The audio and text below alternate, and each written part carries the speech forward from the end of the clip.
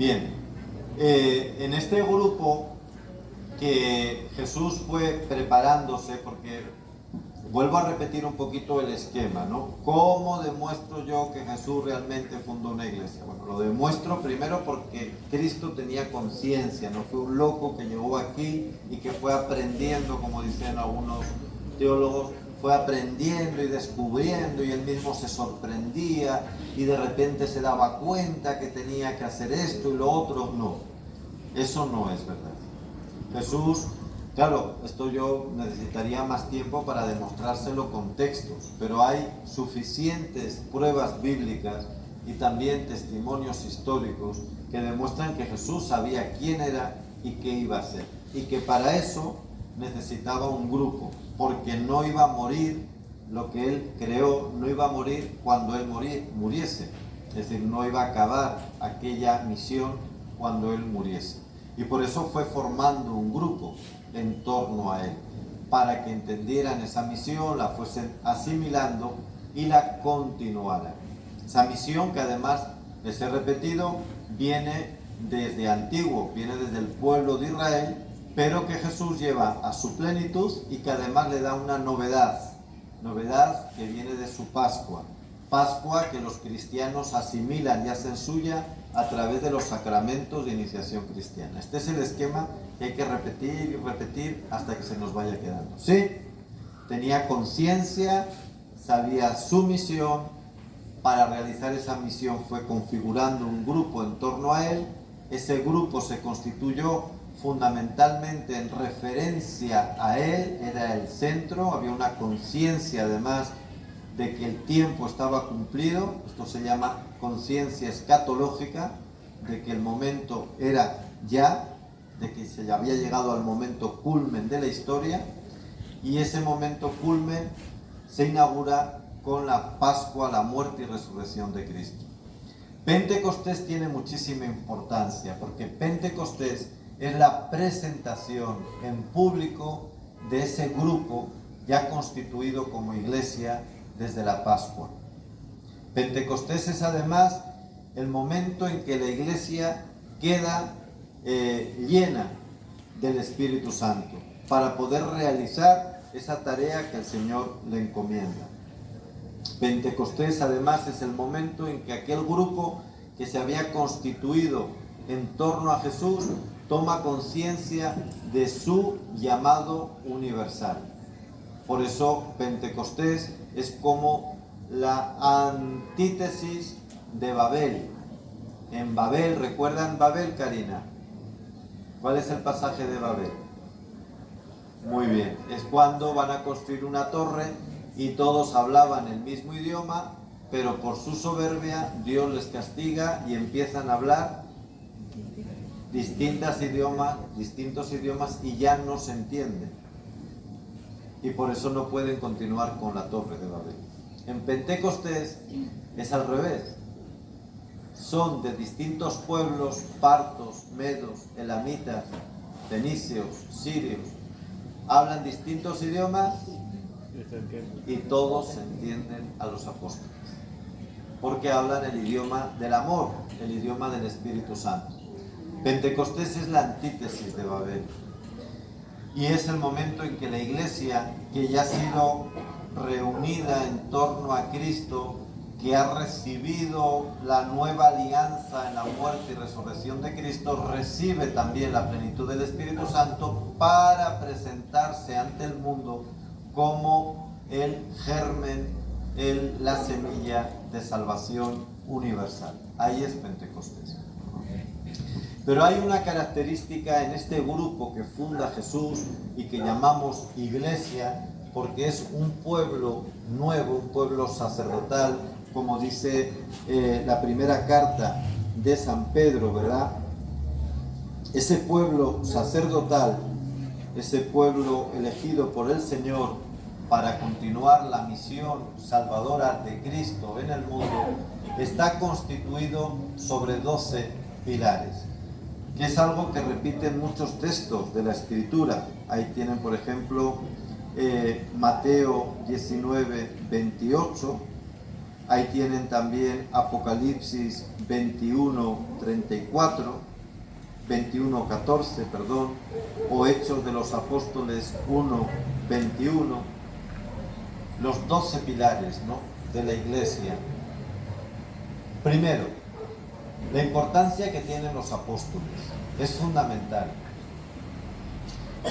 Ya esto se lo he explicado, pero conviene repetirlo varias veces. Jesús tenía, como todos los rabinos, es decir, como todos los maestros de Israel, tenía un grupo de discípulos. ¿Quién era, por ejemplo, uno de los discípulos de Gamaliel? Pablo, muy bien. Pablo, ¿dónde estaban ustedes hoy? Si además lo he dicho hoy también en la clase. Gamaliel era un rabino judío y tenía como discípulo a Pablo. Jesús era considerado también como un maestro. La gente todavía no sabía que era el Mesías, lo llamaban el maestro. Y tenía discípulos, ¿o no? Sí, y tenía discípulas. Que esto era una cosa que chocaba mucho, porque los demás no tenían mujeres. Eso estaba prohibido. La mujer no podía estar en estas charlas, solo era para hombres. Pero cuando Jesús va a fundar su iglesia y la está preparando primero, porque ya hemos dicho que primero la prepara y le va dando los elementos fundamentales, le va constituyendo ya con las características fundamentales, luego ya en la Pascua la constituye y en Pentecostés la envía con el poder del Espíritu Santo a todo el mundo. Pero cuando la va preparando y le va dando esos elementos esenciales, hace una cosa muy llamativa, y es que del grupo de discípulos y discípulas escoge a 12. El grupo de Jesús era más o menos parecido al que hay aquí. Entonces, imagínense, porque está muy bien imaginarse esto. Él dice el Evangelio que se pasó la noche orando. No los escogió así por gusto, a fulano que me cae bien, a mengano, tal. No, pasó la noche orando, dice el Evangelio. Y después de estar toda la noche orando, de madrugada, llamó de entre todos sus discípulos a 12 varones. No llamó a ninguna mujer, sino a 12 varones. Y había otros varones a los que tampoco llamó. Probablemente habría más de 30 hombres. Y otras, no tantas mujeres no creo que hubiese, pero 6, 7, 10 mujeres también había. Y no llamó a ninguna. Y también dejó a más de la mitad de los varones sin elegir como apóstoles. Y no es que precisamente miró a los que tenían más cualidades humanas, porque anda que vaya los que escogió. A Judas, al guerrillero, a Simón el celota, al publicano, a los que tenían ese genio tan grande, ¿no?, a Santiago y Juan, que querían que bajase fuego del cielo y destruyese a los samaritanos de aquel pueblo, que no había uno que se salvara. Pedro, que era un bocazas, un impetuoso, yo no te voy a negar nunca, yo jamás, y el primero que le niega, ¿no? Vaya apóstoles que eligió Cristo.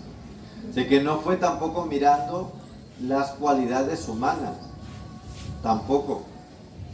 Entonces, ¿cuál eligió? Pues no lo sabemos por qué, pero eligió a 12. Sabemos que no eligió a ninguna mujer por una razón muy evidente, no por marginación, porque si hubiese sido así, no hubiese tenido mujeres discípulas. No las eligió porque los apóstoles actúan in persona Christi, es decir, en la persona de Cristo. Cristo actúa de manera real en los apóstoles, vamos a decir, los sustituye cuando nosotros, porque yo participo del ministerio apostólico en segundo grado, que es el presbiterado, cuando celebramos la Eucaristía, o cuando bautizamos, o cuando perdonamos los pecados. No soy yo, es Cristo en mí. Es Cristo en mí. ¿Y Cristo qué es? ¿Cuál es el sexo de Cristo? Varón. Entonces solo los varones pueden representarle realmente, no las mujeres.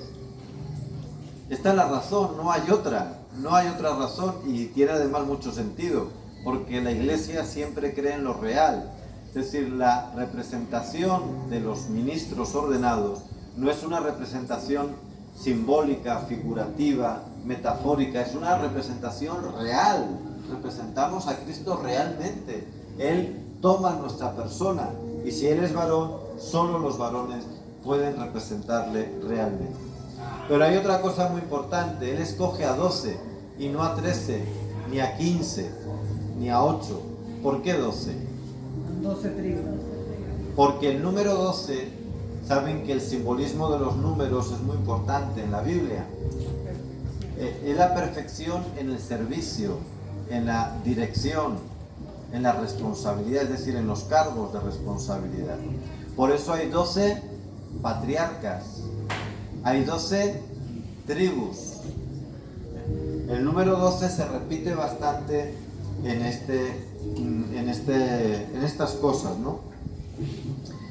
Fíjense que es usado 187 veces en la Biblia. También hay 12 jueces. Por eso Jesús es fiel a esta tradición, que se ha dicho que Él asume al pueblo de Israel, aunque da un paso de novedad, sin duda alguna, hay algo que rompe, que es nuevo, pero lo asume, lo hace suyo, por eso escoge a 12, ¿no? Y ellos son el fundamento de la iglesia. Por eso les decía antes, si analizamos bien la Biblia, es evidente que Jesús fundó una iglesia, eso es evidente, por todo lo que les he dicho, ¿no? Pero además sabemos cuál es la iglesia de Cristo. Es la iglesia que esté basada en los 12 apóstoles. Y esos 12 apóstoles, su ministerio, su servicio, no murió cuando ellos murieron, porque es lo que dicen los protestantes. Dice, sí, escogió a 12, no lo pueden negar, está en la Biblia. Escogió a Pedro como cabeza, no lo pueden negar, está en la Biblia. Pero hacen una trampa. Pero lo que el Señor les dio a esos 12, o les dio a Pedro, eso acabó cuando ellos murieron, porque era solo para ellos. Mentira. Acabamos de leer anteayer cómo Pablo transfiere, le da el poder que él recibió, ¿a quién? A Timoteo. Se lo transfiere.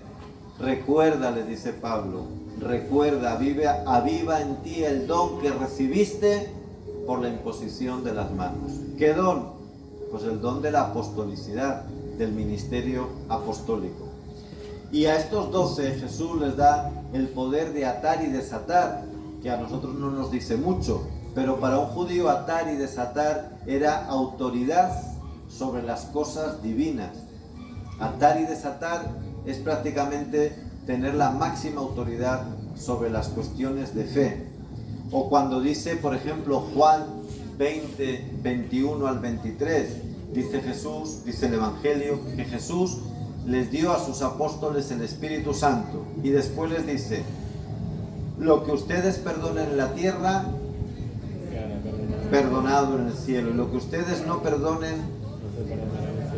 ¿Y qué les dice en la última cena? Hagan esto en memoria mía, la Eucaristía. Es decir, a los apóstoles les da la máxima autoridad para que conserven y transmitan el verdadero evangelio. Ellos son los primeros y últimos responsables de conservar y transmitir el verdadero evangelio. En segundo lugar, ellos son los responsables de que Cristo siga actuando en su iglesia sacramentalmente, que siga estando al frente de la iglesia a través de los sacramentos.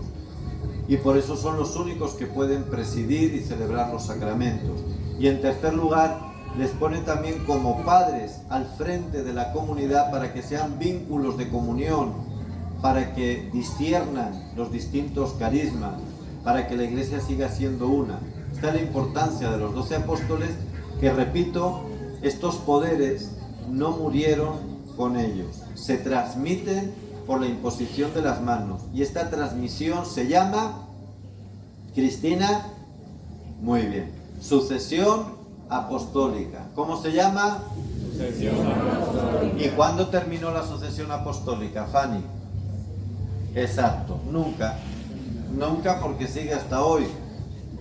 Monseñor Carlos Cabeza, cuando fue ordenado obispo, porque aquí no va a ser ordenado, ya es obispo, recibió por la imposición de las manos, la sucesión. ¿Cuándo va a acabar la sucesión apostólica, Luis? Cuando venga Cristo, cuando venga en su segunda venida y acabe el mundo. Ahí acabará. Mientras tanto, siempre habrá algún apóstol que nos enlaza con los primeros, y esos primeros nos enlazan con Cristo muerto y resucitado, porque así lo quiso Él. Amén. Amén.